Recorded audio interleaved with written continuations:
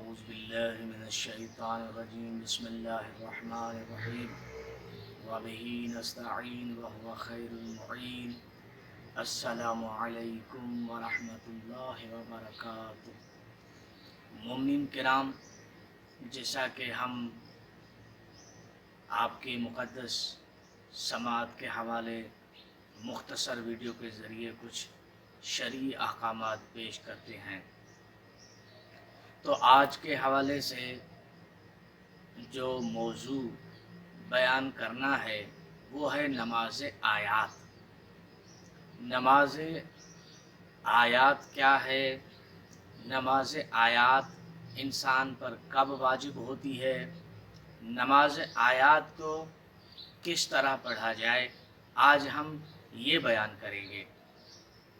سب سے پہلے ہم یہ بتائیں کہ نماز آیات تین چیزوں کی وجہ سے واجب ہوتی ہے۔ نمبر ایک، سورج گرہن لگ جائے تو نماز آیت انسان پر واجب ہو جاتی ہے۔ نمبر دو، چاند گرہن ہو جائے تو اس وقت بھی نماز آیات انسان پر واجب ہو جاتی ہے۔ نمبر تین، زلزلہ آ جائے تو اس وقت بھی نماز آیات انسان پر واجب ہو جاتی ہے۔ اس کے بعد ایک سوال ہے، وہ یہ ہے کہ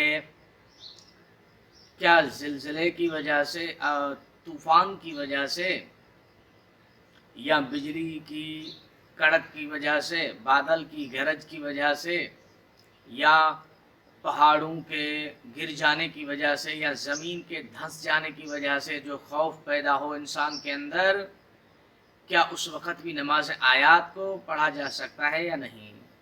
ہاں، اگر یہ کیفیت ہو جائے اور لوگوں میں خوف پیدا ہو طوفان کی وجہ سے، سیاہ یا سرخ آندھی کی وجہ سے، یا زمین کے دھنس جانے کی وجہ سے، یا کسی اور ایسی وجہ سے جس سے لوگوں میں خوف پیدا ہو، تو اس میں بھی نماز آیات کو ترک نہیں کیا جا سکتا، بلکہ نماز آیات کو پڑھا جائے۔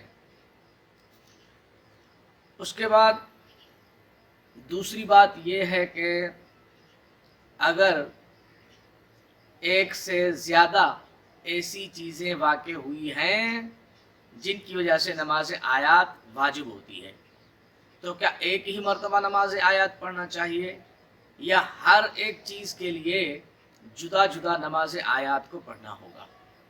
اگر مثلا سورج گرہن ہوا، پھر چاند گرہن ہوا، زلزلہ بھی آ گیا، تو یاد رکھیے کہ ہر ایک کے لیے الگ نماز آیات کو پڑھنا ہوگا۔ سورج گرہن کے لیے الگ نماز آیات ہوگی، چاند گرہن کے لیے الگ نماز آیات ہوگی، اور زلزلے کی وجہ سے جدا نماز آیات کو پڑھا جائے گا۔ تیسری بات جو بیان کرنا چاہتا ہوں وہ یہ ہے کہ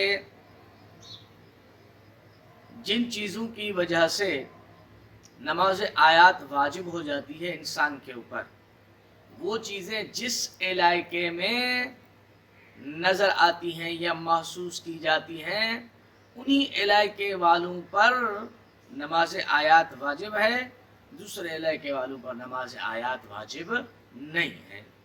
اور چوتھی بات جو اس نماز آیات کے حوالے سے عرض کرنی ہے وہ ہے کہ نماز آیات کا وقت کب شروع ہوتا ہے اور کب ختم ہوتا ہے۔ مثلا سورج گرہن ہو رہا ہے، چاند گرہن ہو رہا ہے، تو نماز آیات کا جو وقت ہے وہ کب شروع ہوتا ہے؟ جیسے سورج گرہن ہونا شروع ہوتا ہے، نماز آیات کا وقت بھی شروع ہو جاتا ہے، اور یہ سورج یا چاند گرہن کے اصلی حالت پر جب تک اصلی حالت پر واپس نہیں آ جاتے تب تک نماز آیات کا وقت جاری رہتا ہے۔ پانچویں بات، یہ جو نماز آیات ہے یہ مرد اور عورت دونوں پر واجب ہو جاتی ہے، لیکن اگر عورت حیض کی حالت میں ہے یا عورت نفاس کی حالت میں ہے تو اس حالت میں عورت پر نماز آیات वाजिब नहीं है, यानी वो औरत नमाज आयात न पढ़े और उसकी कज़ा करना भी उसके लिए ज़रूरी नहीं है। छठी बात, नमाज आयात पढ़ने का तरीका है। याद रहे कि 3 तरीक़ों से नमाज आयात को पढ़ा जा सकता है।